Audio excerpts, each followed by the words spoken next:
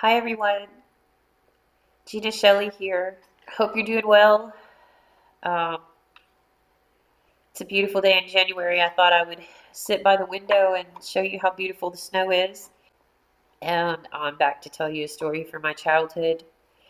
Um, this is more or less kind of a compilation of a few of the instances of my life, childhood, that demonstrate pretty well, I think, what I'm talking about, the sadistic, targeted attacks that were coming from not just my father, but other members in my family, from my siblings, unfortunately. The first story, I'm just going to put a little marker right here. The first story that I want to share with you is called, was really my first day at gymnastics class when I was right at 6 years old.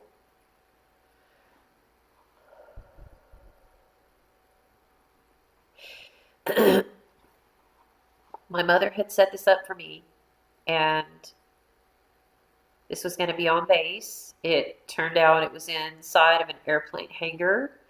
Uh, it was wild. I was very excited. You can only imagine. This was, to me, I was Nadia Comaneci. I had those crazy stars in my eyes about gymnastics, and this was the very first day. I may have been 6, I may have been 7 years old, maybe 8. That's the age range.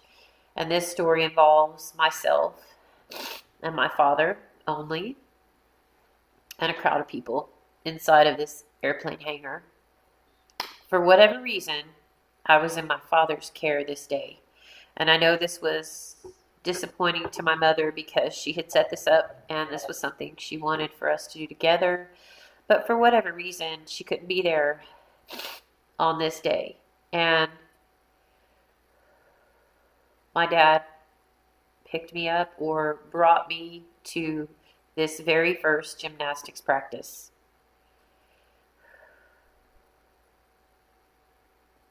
I was in my black leotards and may have been bare feet. I think everybody was barefoot.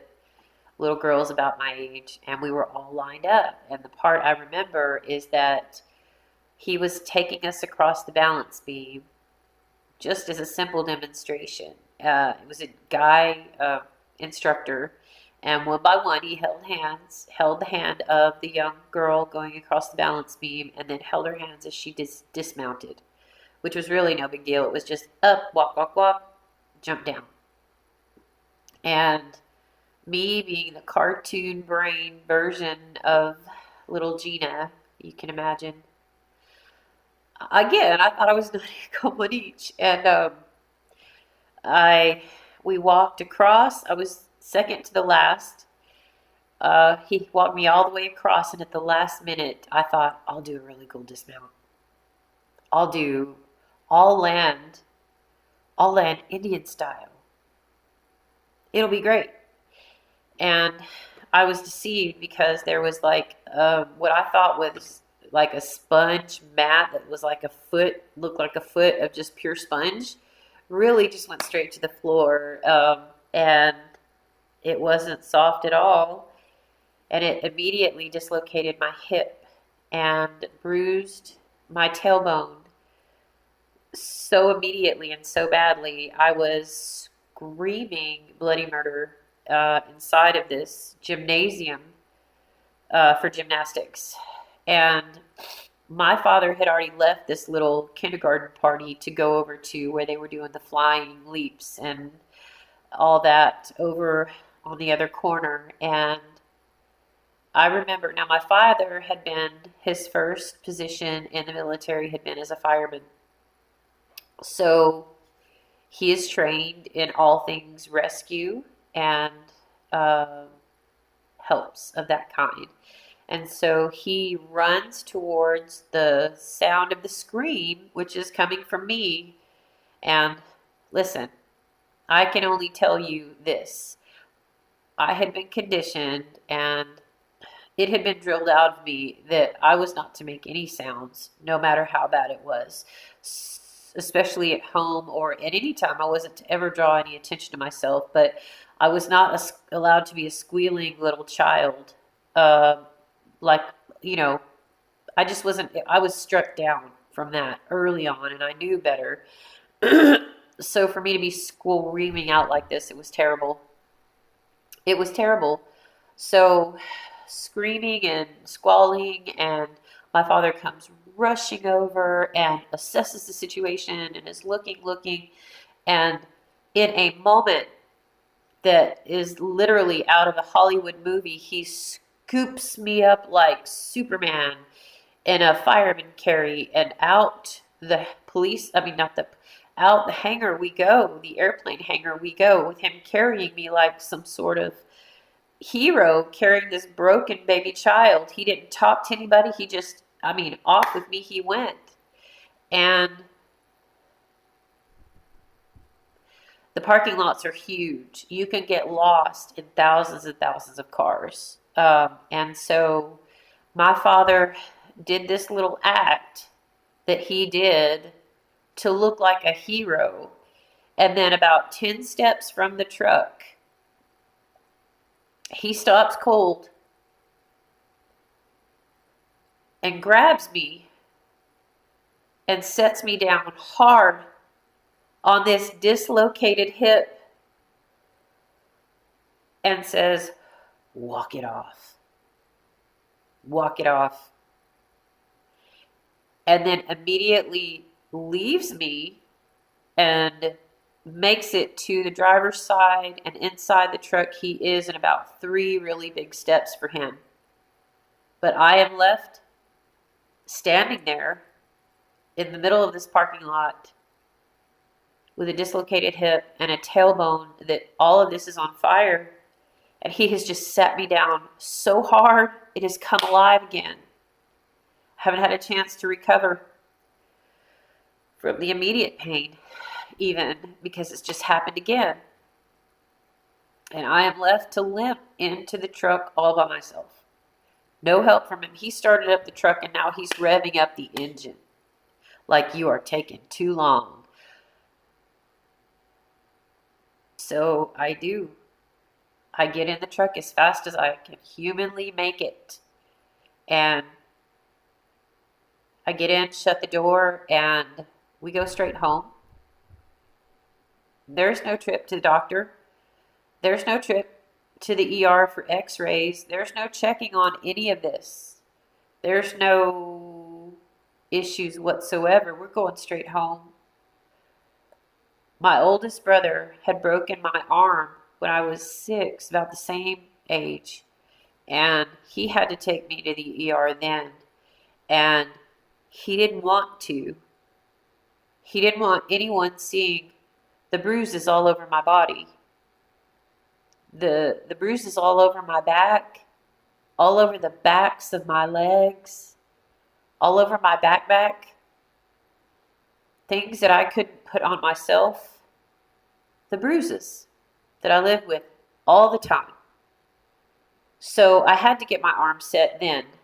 But he was assessing whether or not I could walk. And if I could walk to the truck, that was good enough for him. But we weren't going to the doctor anyway.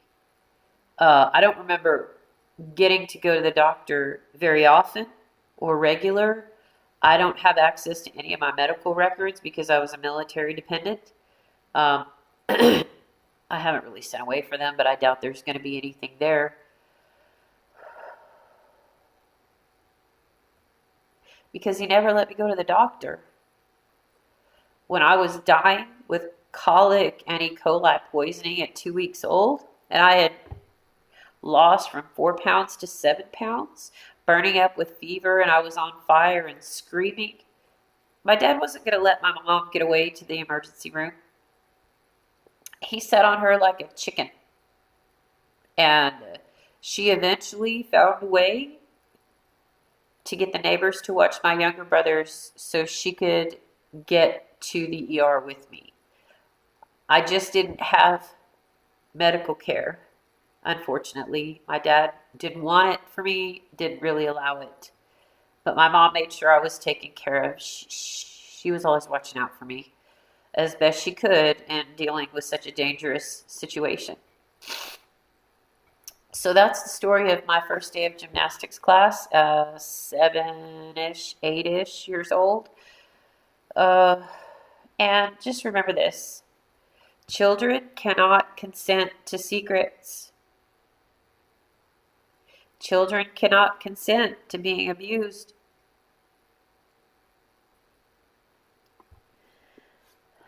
Narcissists know what they're doing is wrong because they don't act that way in public.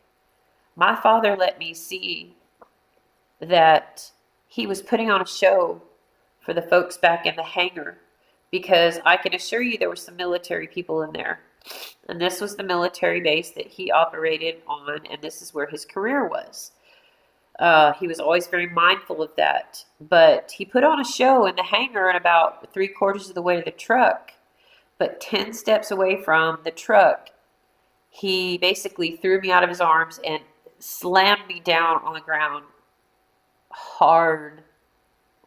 And I felt it. And he made me walk to the truck by myself.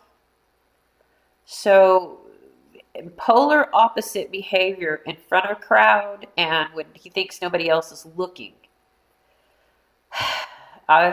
This is devastating. This hurts me terribly. But that was my first day of gymnastics, and I was just unwanted by him. I was detestable to him and repulsed by him.